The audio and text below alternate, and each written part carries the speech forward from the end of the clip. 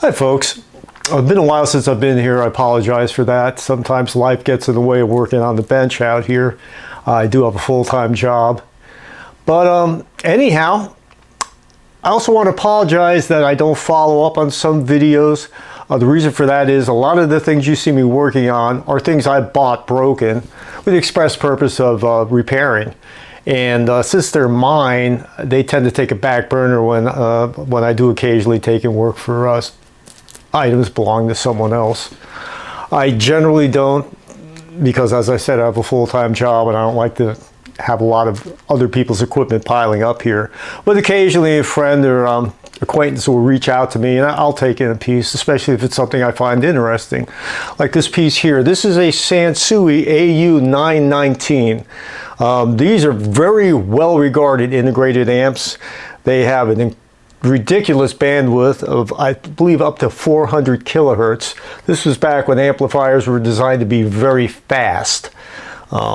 Having a high bandwidth, they respond quickly to high frequency transients and whatnot. It's supposed to be more accurate. Nevertheless, they're getting harder and harder to find and commanding ridiculous prices. And this one is not working. So we're going to take a quick look at it and see what's going on.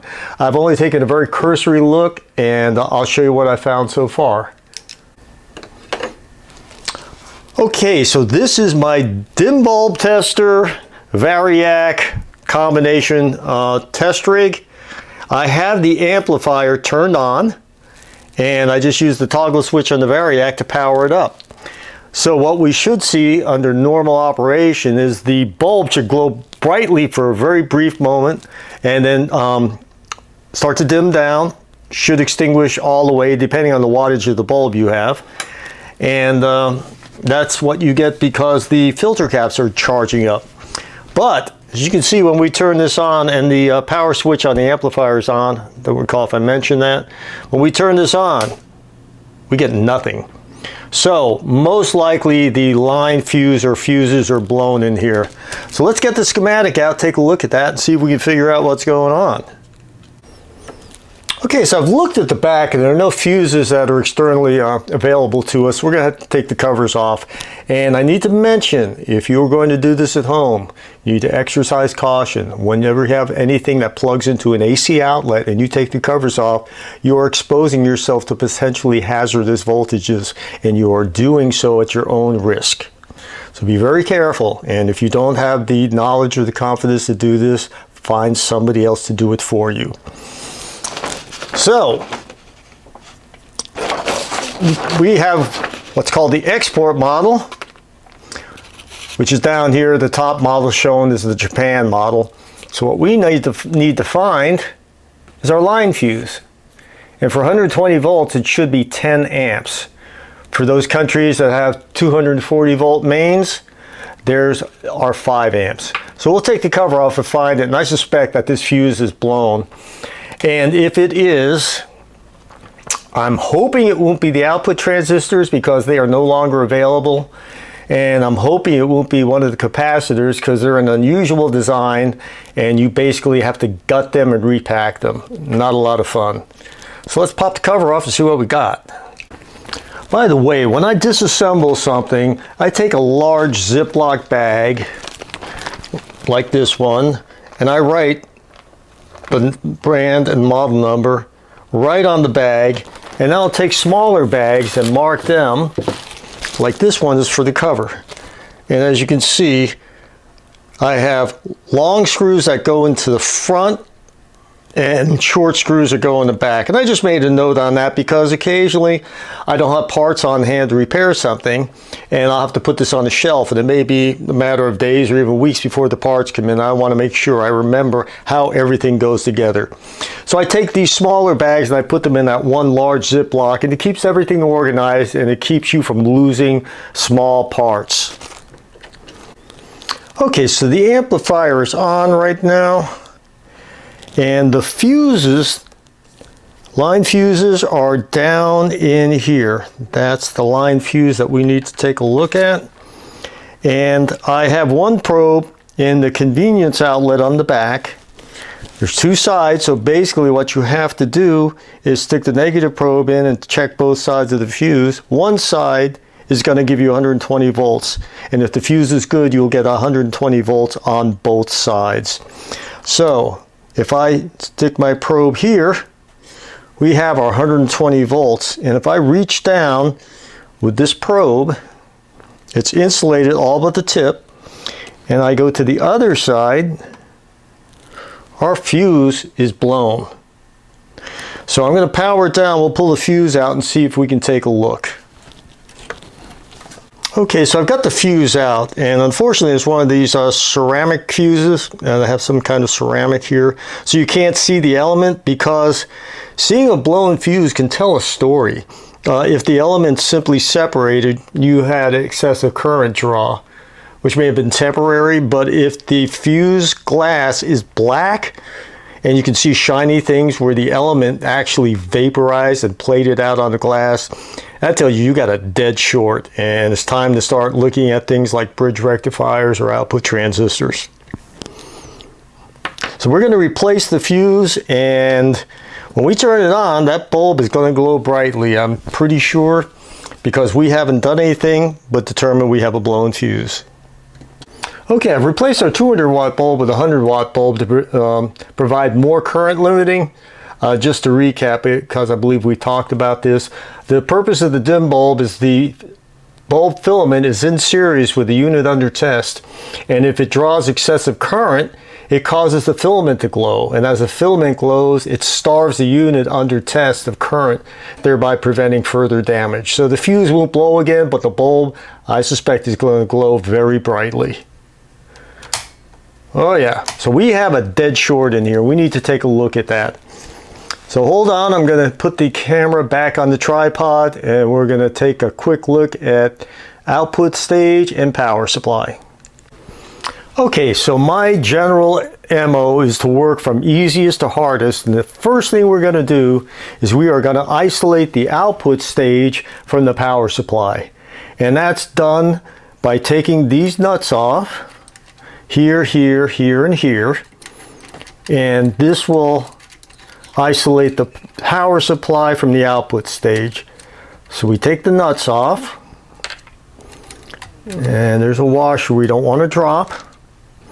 And we pull them off, and we just take a piece of tape and insulate this, because it's a whole lot easier, as an engineer friend once told me, to stay out of trouble than it is to get out of trouble. So we don't want to have any wires floating around, any kind of conductors, because something could happen. As that wise man told me, it's easier to stay out of trouble. I also jotted down a quick note of the color orientation, which is gray, yellow, red, and blue. And these wires should stay more or less where I pulled them off from, but it's always good to know where they go. This way, if there's any question, all you have to do is refer to your notes, or these days just shoot a quick digital picture with your phone. Alright, so I about got these isolated here, and we're going to take a look at the dim bulb and see what we get. If it's still bright, it points to our power supply. If it's not, it points to our output stage. And I pray it's not the output stage, because as I mentioned, these transistors are no longer available. They're very high-speed devices. Okay, so the moment of truth. We have the output stage isolated from the power supply. And that's what I was afraid of. We have a problem in the output stage. Okay, so I got the heatsink assembly out of the amplifier and just laid over on its side here. I didn't want to unsolder every possible wire, but it appears that we're going to have a problem in this channel, and I determined that by probing. And again, these are invaluable. These probe extenders, I was able to go to the collector here, and I can access the emitter and base from here. And you can hear my meter's telling me we have a dead short here. So I'm going to pull some of these, and we're going to check them, and I'll show you which ones I find are bad. Okay, so after checking all the transistors in the affected channel, found one that was shorted that seats right here. And if we look at this transistor, and put our meter in diode test mode. This is a PNP transistor, which means that we are going to test it by placing our black probe on the base and the red probe on both the emitter and then the collector. Now we should see normal diode junctions, but what you'll see and hear is that this transistor is dead shorted in every direction. So this was the cause of our blown fuse. And as I said, these transistors are no longer available. Incidentally, these are not the original transistors that come with this unit. These have been replaced. And I theorized that the transistor blew because they were not properly matched. It's kind of a problem unless you have multiple transistors to match up. You may or may not have a good match, and the problem is that causes a phenomenon known as current hogging, where one transistor will conduct more than the other one. And let me show you the schematic while we're talking about this. So this is our output stage, and these are our output transistors. This is full complementary, so we have an NPN and a PNP. Now, quasi-complementary, you'll have all NPNs and your drivers will be one NPN, one PNP. But in this case, this is a full complementary output stage. And you want to make sure that these are matched to each other so they will both have the same gain. And to do that, we're going to take a look at the curve tracer. I'm going to have to replace these with transistors that have a lower frequency of transition. FT is the spec, because these transistors are no longer available either. Okay, so I'm going to match up some transistors that we're going to put in here. These are onsemi MJ21193s. These are PNPs, and we're going to check to see if they're matched. Now, I've already checked them, and thankfully they match because these are my last two PNPs. I have quite a few NPNs to choose from, but I only have two of these because they're out of stock last time I went to stock up. That's becoming a more and more familiar refrain these days. So if we look up at the scope I have this connected to, and we turn it on, you'll see a family of curves come up on the screen. I'm going to move this camera so you get a better look at that. Okay, and the curve tracer allows you to switch from one transistor to the other so you can tell if they're matched. You can see that the gains are very, very similar. This is a good match. So now we just have to match up a pair of NPNs, and we can put these in and set the bias, and the amplifier should work again. Okay, so after testing all the outputs, I only found one that was shorted. And we'll talk about the other testing that needs to be done before we fire this up. But meantime, for those of you who may be unfamiliar with the process of changing out transistors like these, I want to talk just briefly about that. You need to use some kind of insulator between the transistor and the chassis because the collector is the body of the transistor. And if you don't use an insulator, you'll create a dead short when you mount this. So most common insulators you'll find are these little mica guys. And if you use these, I'm not sure well that shows up on camera, you need to use heatsink compound. So I bought this. GC Electronics is a good brand, and buying it by the pound was a lot cheaper than getting it in a tube.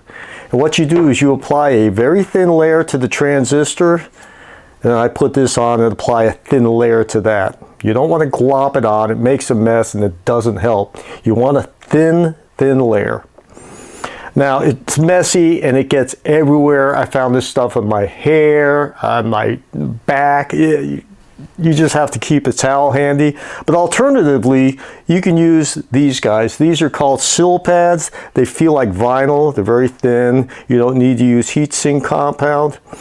There are some conflicting trains of thought on whether these are as good or better or not as good as mica in heatsink compound, but I've seen manufacturers that use these, so I'm going to say this is a good alternative. They're a little pricier than mica, but there's a lot less mess involved. Okay, so I did mention other testing. Here's the thing, we have 4 output transistors per channel, and this is the one that failed. So since it's shorted every which way, we want to check and make sure our emitter resistor has not opened. We want to make sure that this resistor has not opened. We want to make sure that this resistor is not open. We also want to check this semiconductor just to make sure, because it's very common to have failures cascade all the way back, sometimes almost to the input. You may have seen how much damage was caused by that NADC 352, I think it was, I was working on. There were a lot of failures, not just the outputs, but the drivers, resistors, a lot of different things went south. I've already gone through and tested all these components. This was the only thing that failed, leading me to wonder if they were not properly matched. Now, I have no way of matching these now because this is shorted, but I did check these and they were pretty closely matched, so my theory may not be correct. That's the thing about theories. Anyhow, there's no way to test this now. So what I'm going to do is I'm going to reassemble everything and turn the bias for this channel, which is the left channel, all the way down. And we're going to check the bias on the dim bulb because A, we've changed components, and B, if by any chance this doesn't go all the way down for bias counterclockwise, we don't want to have runaway current. So it's always a good idea before checking bias to put it on the dim bulb. I worked on a Luxman that had the type of pot you could access from both sides of the board. The circuit board had a little hole in it. And you were actually supposed to access it from that side. I accessed it from the other side because it was right there. And the problem is that counterclockwise on one side of the board is not counterclockwise in the other. And it failed the dim bulb test, and I didn't realize what was wrong for a little while until I realized my mistake. So anyhow, we're going to put this back together and see what it's going to take to do the bias. Okay, so I fitted 4 new power transistors into the affected channel, and I was unable to find the test points for bias, so I simply went across one set of emitter resistors. You can see the red clip is going up here, the black clip's going on the other side, and we are simply tacked across here and here. That should give us the desired test points. If I go to ohms on my meter, you can see it's about 0.8, so 0.33, 0.33 lead resistance. I'm pretty confident we're in the right place. So I turn the meter to millivolt mode, and I'm going to drop our bias pot all the way to 0.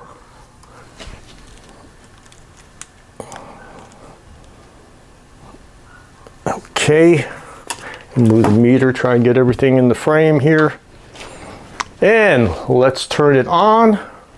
It's on the dim bulb tester. We're not going to get our final bias until we get it off of there, but whenever you replace anything in an amplifier, good practice, keep it on the dim bulb. Don't take it off the leash until you know you don't have any shorts. So I turn it on. We get normal behavior from the bulb. And the amplifier, if you heard that click, has come out of protection. So let's see if we can dial up the bias a little bit here.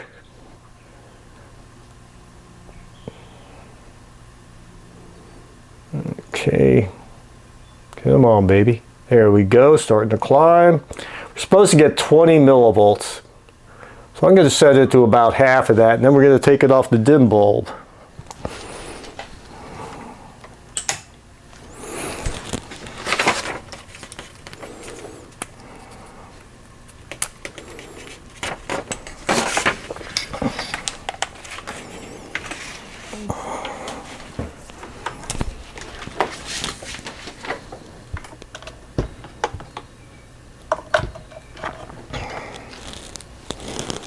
Okay, so now it's powered up without the dim bulb. All right, and our bias looks fairly reasonable.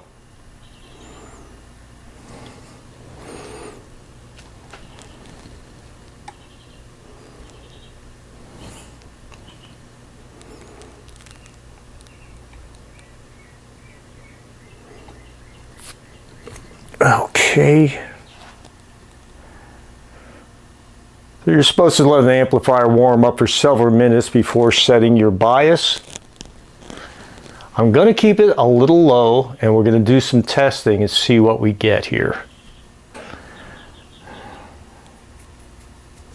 Matter of fact, for right now, this is what we're going to do. Our testing will help warm the amplifier up. As long as we know it's low, it's safe. You don't want to have it over biased because it'll run hot and you run the chance of having thermal runaway. Okay, so I've got the amplifier hooked up to the distortion analyzer, and let's see if we get output on both channels. Okay, one of them looks a little ratty. And coincidentally, it's not the channel we were working on. So that's interesting.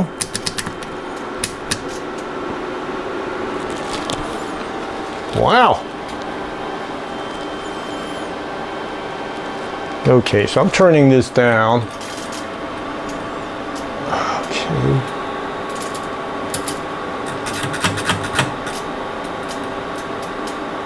We may have some dirty switches on here. It looks like we have output.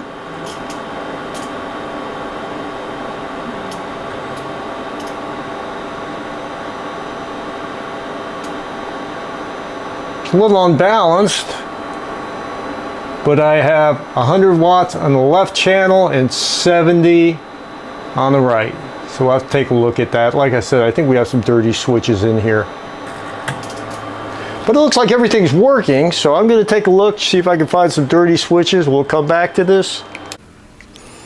Okay, so I set the bias, and I've got this connected to a set of speakers, and I have some YouTube safe music by an artist named David Osario, and this tune is called Soulful. So let's see what we get here.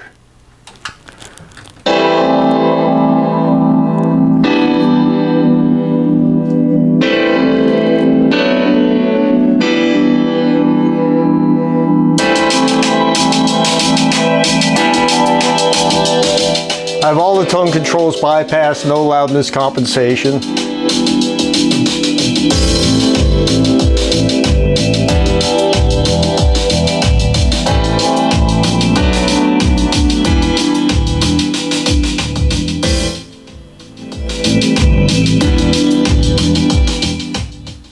Okay, the Sansui AU919 lives. So I'm going to have to bring in the house. These are not the correct output transistors. Now, I have heard anecdotally that there's a better match electrically, but unfortunately it's a different form factor. These are supposed to have a higher transition frequency, but you can see they look nothing like what we took out. And I would have to modify the amplifier, and I am unwilling to do that to somebody else's amp, and probably wouldn't even do it to my own. But anyhow, I'm going to burn this in, make sure our repair stays repaired. I'm still a little gun shy from that NAD.